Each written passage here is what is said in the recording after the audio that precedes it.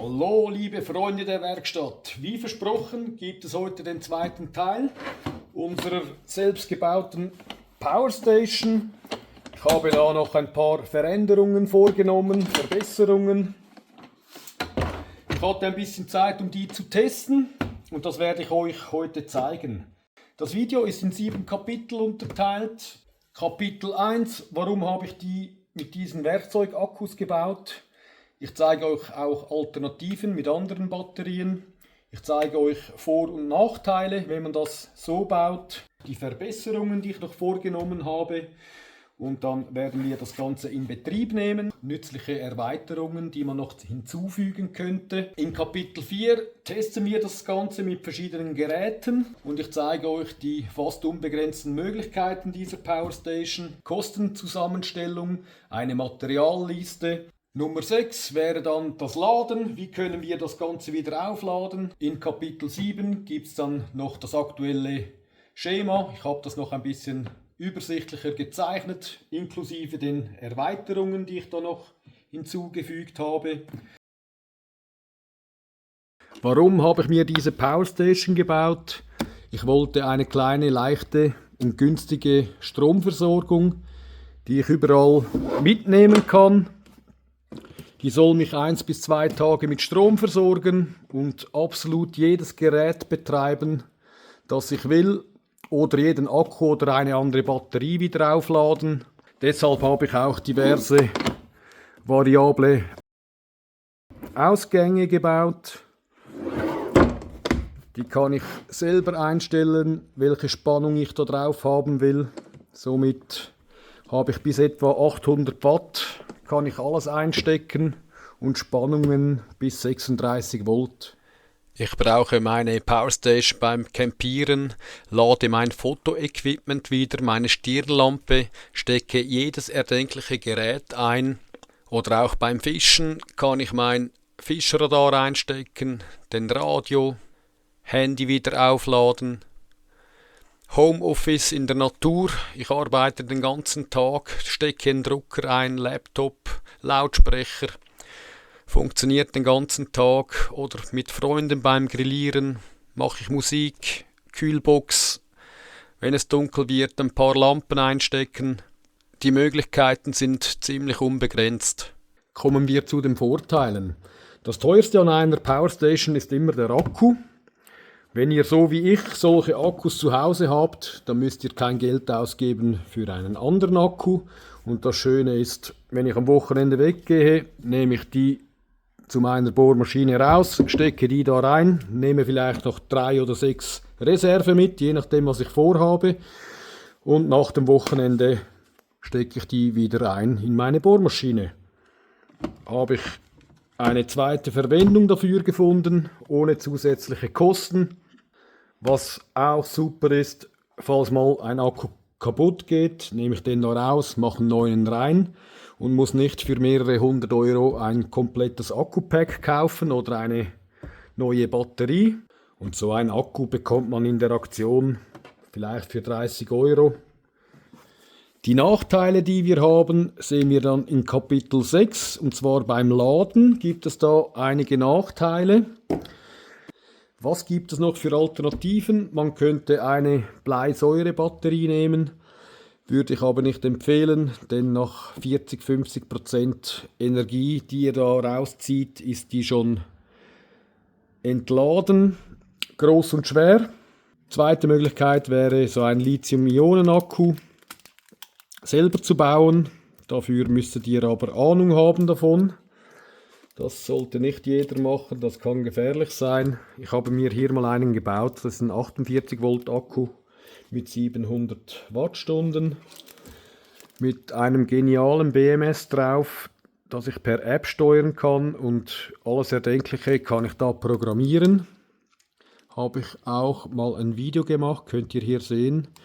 Das andere Problem ist 48 Volt, nicht jede Sicherung und jeder Schalter ist für 48 Volt ausgelegt. Da gibt es gewisse Sachen, die man beachten muss. Außerdem muss ich die 48 Volt auch wieder runterbringen auf 12 Volt. Wenn ich sowas bauen würde, würde ich auf 24 Volt gehen. Die beste Alternative wären wahrscheinlich Lithium-Eisenphosphat-Zellen. Die sind sehr sicher, muss man aber auch wieder Ahnung davon haben. Oder man könnte eine fixfertige Batterie kaufen, LiFePO 4. Ist dann halt auch wieder groß und schwer und nicht für das gedacht, was ich mir da gebaut habe. Es muss klein und leicht sein. Ich habe an meiner Powerstation noch 3 Sachen geändert. Und zwar habe ich hier mal einen EC5 Ausgang gelegt für hohen Strom. Da kann ich bis 700-800 Watt rausziehen, bis 40 Ampere. Diesen Anschluss XT60 habe ich mir noch zusätzlich gebaut über einen stärkeren Buck-Konverter. Der ist zusammengelegt mit diesem hier. Das hier ist der neue Buck-Konverter, laut Chinesen 300 Watt. Das bringt er jedoch nicht, habe ich hier einen Test gemacht. Aber trotzdem geiles Teil für den Preis. Jetzt können wir das Ganze mal in Betrieb nehmen. Wir haben hier einen Hauptschalter. Wir stecken 3 Akkus rein. Die müssten alle die gleiche Kapazität haben. Ich habe jetzt 4 Stück drin mit 4 Ampere-Stunden. Gibt es auch 8 Ampere-Stunden Akkus. Damit uns der Strom nicht von der einen Batterie in die andere fließt, haben wir da diese Dioden gemacht, falls mal eine volle und eine leere drin ist, dass da nichts passieren kann. Wenn man die einsteckt, sollte man zuerst die Masche prüfen, ob die wirklich alle die gleiche Spannung haben. Können wir entweder über diesen hier prüfen, einfach einen Akku nach dem anderen einschalten, oder auch über dieses Voltmeter, da kann man das sehen. Da komme ich jetzt gleich in den möglichen Verbesserungen oder Erweiterungen noch dazu, wie man das auch machen könnte. Aber für meinen Anwendungszweck ist das so völlig okay. Kommen wir zu den möglichen Verbesserungen. Was man machen könnte, wäre zum Beispiel 3 solcher Voltmeter hier einzubauen, für jeden Akku einen. Dann kann man auf einen Blick sehen, wie der Zustand dieser Batterie respektive dieses Akkus ist. Wenn ihr zum Beispiel seht, nach 4 Stunden Betrieb haben 2 Akkus noch 18 Volt und einer nur noch 16 Volt, dann wisst ihr, dass dieser Akku nicht die gleiche Kapazität hat wie die anderen 2. Da würde ich immer drauf schauen, dass ihr wirklich 3 Akkus drin habt, die auch die gleiche Kapazität haben. Ich kann diesem Buck-Boost-Konverter die UVP einstellen. UVP ist Unterspannungsschutz. Ich könnte jetzt zum Beispiel hier, gehe ich ins Menü rein, dann gehe ich auf LUP, das ist Low Voltage Protection. Jetzt könnte ich den da einstellen, sagen wir auf 16 Volt. 16 Volt bestätigen. Und selbst wenn am Ausgang von diesem Buck-Boost-Konverter gar nichts anliegt, der macht jetzt einen Alarm, sobald der unter 16 Volt ist. Eben wie gesagt, mit dem Teil kann man ziemlich viel einstellen, aber schöner wäre es sicher, wenn man hier 3 Voltmeter eingebaut hätte, für jeden Akku einen. Das BMS von diesen Akkus stellt automatisch bei 15 Volt ab. Das könnte höchstens ein Problem werden, wenn wir eine sehr große Last hier dran hängen haben und einer verabschiedet sich. Dann wird die ganze Last auf die verbleibenden 2 übertragen. Und diese 2 Akkus müssen dann die ganze Last aufnehmen, was vorher von 3 Akkus getragen wurde. Aber für das haben wir ja hier auch noch Sicherungen drin. Was man auch noch machen könnte, wäre so einen Temperaturcontroller einzubauen und einen Lüfter irgendwo einzubauen, einen Eingang und einen Ausgang, dass wenn es zu heiß wird in dem Koffer, dass der Lüfter sich einschaltet. Dann, was auch noch cool wäre, wenn man so einen Powermeter einbauen würde, im Deckel rein. Da kann man auf einen Blick sehen, wie viel Strom da fließt. Der kann bidirektional, also da kann man sehen, in welche Richtung der Strom fließt. Ist interessant, wenn man beim Eingang und beim Ausgang eine Batterie zum Beispiel hat oder ein Solarpanel und ein Inverter. Ist das noch interessant? Werde ich sicher mal ein Video dazu machen. Was ich auch immer dabei habe, wäre so ein Powermeter. Das kann ich in den Ausgang reinstecken und dann kann ich hier den Strom und die Spannung einstellen und sehe, was ich überhaupt mache. Falls ich an dem Back irgendwas verändern muss, dann habe ich hier in meinem Koffer auch so ein Kunststoffteil, um den Schalter hier einzuschalten. Denn mit dem Finger kommt man da fast nicht ran. Was man auch noch einbauen könnte, wäre einen Boost-Konverter, der mir eine kleine Spannung in eine höhere Spannung verwandelt. Mit diesem kann ich glaube bis 80 Volt hoch und bis 1800 Watt geben die da an, am Ausgang 20 oder 22 Ampere. Bei diesen Chinesen-Dinger würde ich einfach immer mal mit 50% rechnen, dann funktioniert es sicher.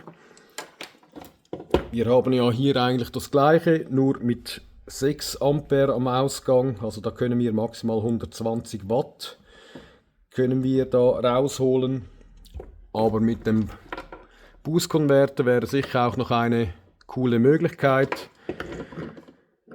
Wobei benötige ich für meine Sachen auch nicht und sonst könnte ich immer noch am Ausgang einen Boost-Konverter einstecken. Ich könnte zum Beispiel auch hier einen kleinen Wechselrichter einstecken. Der muss dann halt einfach 15 bis 21 Volt Eingangsspannung akzeptieren. Und dann könnte ich 230 Volt Wechselspannung daraus generieren. Brauche ich eigentlich auch nicht, denn es gibt eigentlich alle Geräte auch für 12 oder 24 Volt. Und wenn ich einen Wechselrichter habe, der 24 Volt benötigt, dann könnte ich immer noch so einen Boost-Konverter dazwischen schalten, der mir aus diesen 15 bis 21 Volt 24 Volt macht, damit ich meinen Wechselrichter betreiben könnte. Was auch noch interessant wäre, wenn man zum Beispiel einen Koffer bauen würde, der nur die Akkus enthält und einen zweiten Koffer, der die Buck-Konverter, die Boost-Konverter enthält, vielleicht noch einen Solar-Laderegler, dann könnte man eine Kiste mit der anderen verbinden und die andere Kiste könnte man für alles andere auch verwenden, wenn man da die ganzen Wandlungen macht. Für mich natürlich kein Thema, denn ich brauche nur einen kleinen Koffer, möchte alles dabei haben. Jetzt gehen wir zum nächsten Thema. Jetzt stecken wir verschiedene Geräte ein und testen mal, was wir alles damit betreiben können. Wenn ihr immer noch zuschaut und dieses Video interessant findet, lasst mir doch einen Daumen hoch. Das ist eigentlich die einzige Möglichkeit für uns kleine Kanäle, dass wir da irgendwie Aufrufe bekommen. Da würde ich mich sehr darüber freuen. Testen wir zuerst diesen Anschluss. Der hat 15 bis 21 Volt, je nach Ladezustand unserer Akkus. Wenn ihr so einen Stecker habt, seht ihr da drauf, der ist jetzt für 12 und 24 Volt geeignet. Das heißt, hier kann ich alles so einstecken. Ich habe da zum Beispiel einen Scheinwerfer, den stecke ich da mal ein. Oder zum Beispiel auch dieser hier. Das kann man wahrscheinlich kaum lesen. Der ist auch für 12 und 24 Volt. Könnte ich auch den hier einstecken. Da habe ich meine USB-Anschlüsse erweitert. Da gibt es tausende Geräte, die über so einen Stecker funktionieren. Wenn ihr zum Beispiel ein Gerät habt, das hier ist eine Luftpumpe, die funktioniert nur mit 12 Volt, steht da auch nur 12 Volt drauf, dann kann ich den über diesen nehmen, der läuft über den Buck-Konverter, den habe ich auf 12 Volt eingestellt. Einschalten müsste ich noch.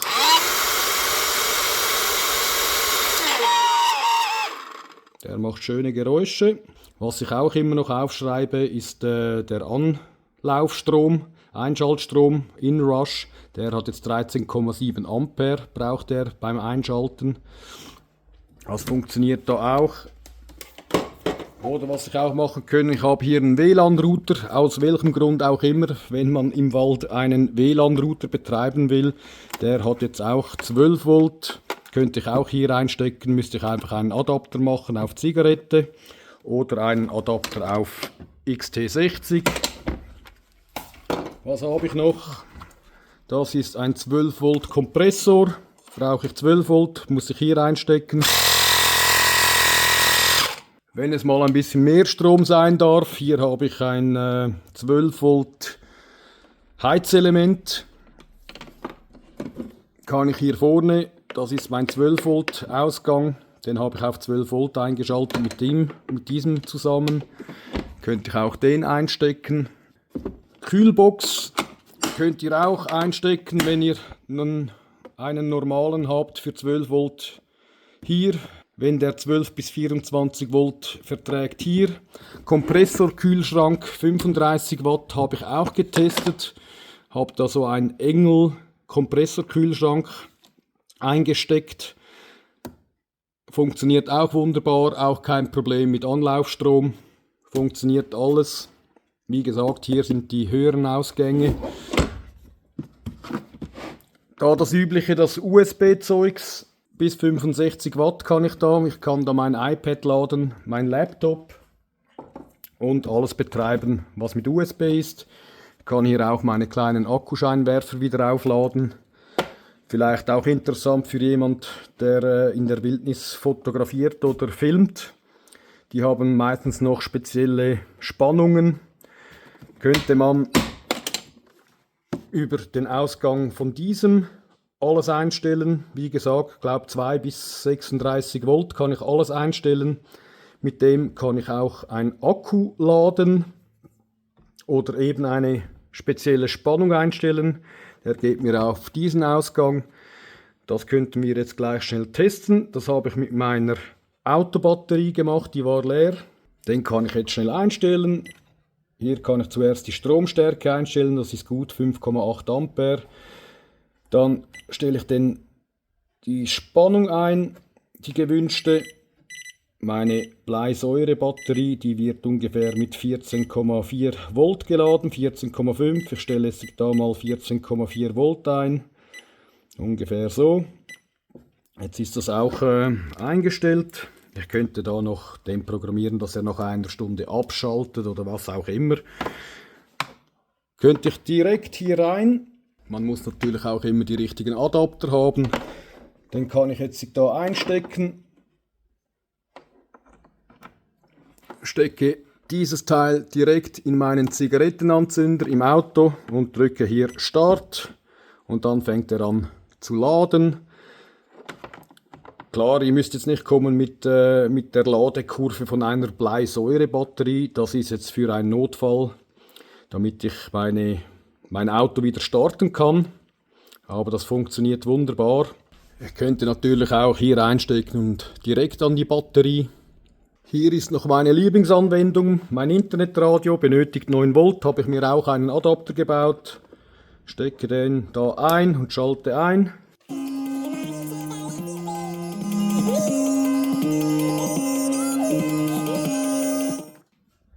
Hier habe ich noch einen Lötkolben, den habe ich auch schon so gebraucht. Das ist ein 12 Volt Lötkolben mit 100 Watt. Funktioniert auch wunderbar. Jetzt testen wir noch den Hochstromausgang. Ich habe den hier angeschlossen. Der geht hier auf einen Powermeter, das ist das Total. Von hier aus haben wir eine elektrische Last. Da kann ich aber höchstens 15 Ampere rausziehen, weil der ist begrenzt auf 300 Watt. Parallel dazu angeschlossen habe ich hier nochmals 100 Watt und auch nochmal parallel angeschlossen dazu habe ich hier noch einen Staubsauger. Das werde ich jetzt alles nacheinander einschalten und dann sollten wir ungefähr so, ja, was wird das, 600 Watt werden wir jetzt nun aus diesem Anschluss rausziehen. Ich schalte nun die Akkus ein. Sind alle 3 eingeschaltet. Die Lampen brennen schon mal. Wir sehen jetzt hier 96 Watt. Jetzt schalte ich die Last noch ein mit 15 Ampere. Jetzt sind wir hier schon bei 360 Watt. Und jetzt schalte ich noch den Staubsauger ein.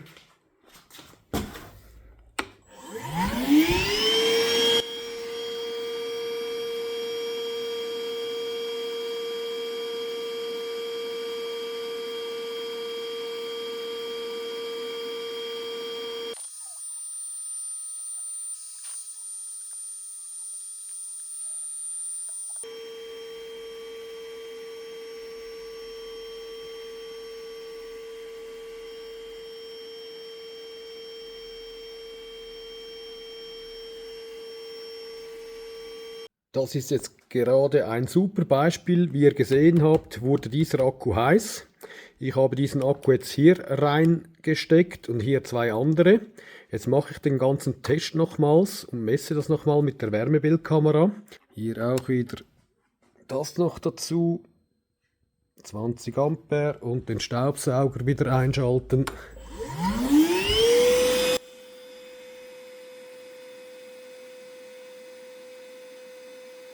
Ihr seht hier, jetzt sind wir ganz links, 46,5 Grad.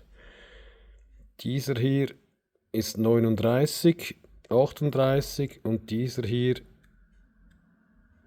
ist 37. Ihr seht das da schön. Der ganz links wurde jetzt am wärmsten. Das heißt, dieser Akku hat definitiv weniger Kapazität als die anderen zwei und wird somit stärker belastet und wird deshalb auch wärmer. Aber die Schwachstelle ist definitiv hier drin. Ich denke, dass die Schalter nicht ausgelegt sind für so hohe Ströme. Ich habe jetzt doch den etwa 10 Minuten laufen lassen mit 650 Watt. Aber wie gesagt, das ist eine Anwendung, die brauche ich sowieso nicht. Ich wüsste nichts, dass ich da stundenlang so viel Power aus dieser kleinen Station rausziehen muss. Das wäre noch die Materialliste. Ich habe alles bei AliExpress gekauft. Ich werde euch das auch noch in die Beschreibung reinpacken. Ihr könnt dann wirklich das so rauskopieren und so bei AliExpress eingeben, dann findet ihr das. Total alles zusammen hat mich 84 Euro gekostet. Auch hier der Adapter für die Akkus. Die kriegt ihr da gleich im Dreierpack für 18 Euro. Ziemlich günstig das Material für diese Powerstation. Natürlich, wenn man die Akkus schon hat. Dann hier habe ich euch noch eine Zusammenstellung. Das sind Einhell-Akkus, 4 Ampere-Stunden. Gibt es auch 8 Ampere-Stunden. Das ist das Total von den 4 Ampere-Stunden. 216 Wattstunden haben die 3 Stück zusammen. Und bei den großen, die haben 430 Wattstunden. Was können wir damit betreiben? Ich habe euch hier einfach ein paar Beispiele aufgeschrieben. Zum Beispiel ein Galaxy S24 Telefon könnte ich 15 Mal laden oder 29 Mal mit den großen Akkus. Mein Radio könnte ich 40 Stunden lang betreiben mit dem kleinen Akku. Ventilator 15 Stunden lang. Ich könnte mein Notebook, ich habe ein Lenovo IdeaPad, das könnte ich 7 Mal aufladen mit den kleinen Akkus. Ich könnte 3,6 Stunden lang mit dem Lötkolben arbeiten. Hier noch ein Beispiel. Ich habe eine Akkukappsäge. Mit der könnte ich 570 Schnitte machen. Oder eine Kühlbox. Das ist eine Kompressorkühlbox von Engel. Die braucht 300 Watt pro Tag. Wenn es bei einer Außentemperatur von 30 Grad, die könnte ich mit der kleinen Konstellation 17 Stunden lang betreiben oder 34 Stunden mit den großen Akkus. Das ist einfach mal so eine Zusammensetzung, damit man ungefähr weiß, wie lange unsere Powerstation was betreiben kann.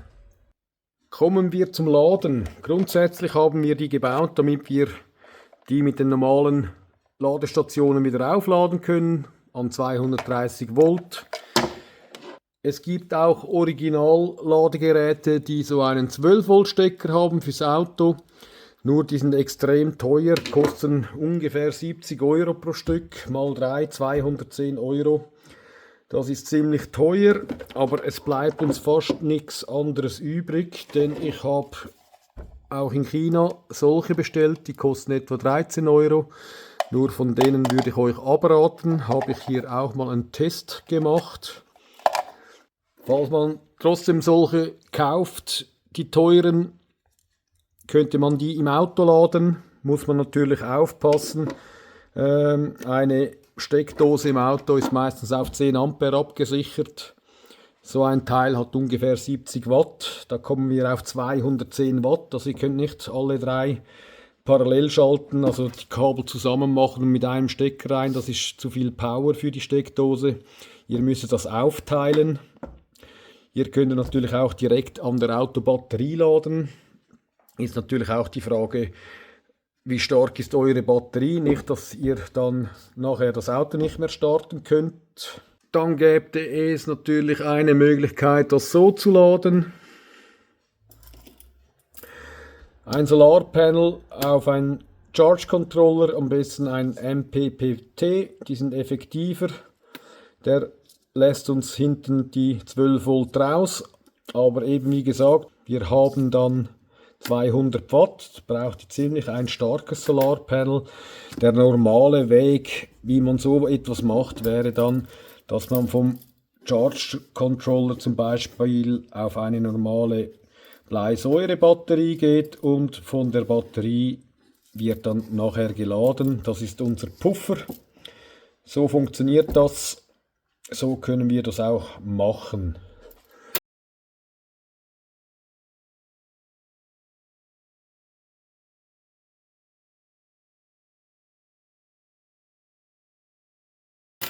Ich habe noch eine andere Möglichkeit herausgefunden, wie man mit dem Originalladegerät direkt im Auto oder über ein Solarpanel laden kann. Es funktioniert, aber ich weiß nicht, wie sicher das ist. Habe ich auch mal hier einen Test gemacht. Abschließend gibt es zu sagen, über Originalladegeräte laden an 230 Volt. Alles andere kostet Geld. Übrigens, das wäre auch ein Charge Controller. Der hat sogar MPPT, aber eben nur 120 Watt am Ausgang. Das wäre noch das aktuelle Schema. Das sind unsere Adapter. Der Schalter ist da hinten integriert. Ich habe den einfach so gezeichnet wegen der Darstellung. Die Sicherung ist immer grün, Diode ist pink. Falls man Voltmeter für jeden Akku einbauen will, kann man das so machen. Die habe ich da noch ergänzt, falls man das machen will. Diese Leitung könnt ihr mal schnell vergessen. Dann kommen wir hier auf den Hauptschalter, Hauptsicherung. Von hier aus wird alles wieder verteilt. Rot ist Plus, schwarz ist Minus. Was neu ist, ist dieser 300 Watt Buck-Konverter und der EC5-Anschluss. Den Zigarettenstecker, den ich da gemacht habe, über diesen Buck-Konverter, den könnte man auch so reinbauen. Das ist unser Panel. Mit dem Schalter, Voltmeter, USB und allem dran könnte man auch da den Buck-Konverter anschließen, um nur diesen vielleicht auf 12 Volt zu reduzieren. Ich habe es hier gemacht, den mit dem XT60 zusammen. Da könnte man auch wieder ein Voltmeter so anschließen. Im Ausgang habe ich auch eine Diode wieder, falls ich mal irgendeinen Akku laden will, dass mir der Strom nicht zurückfließt. Und das ist unser High-Power-Ausgang mit dem EC5-Stecker. Wenn wir jetzt noch das Powermeter einbauen wollen, könnten wir das so machen. Die ganzen Minusleitungen gehen hier auf den Shunt und gehen da wieder auf diese Klemme. Da muss natürlich dann ein dickes Kabel sein, ein 6 Quadrat. Da haben wir unser Powermeter angeschlossen. Da können wir sehen, wie viel Power, wie viel Strom wir insgesamt rausziehen.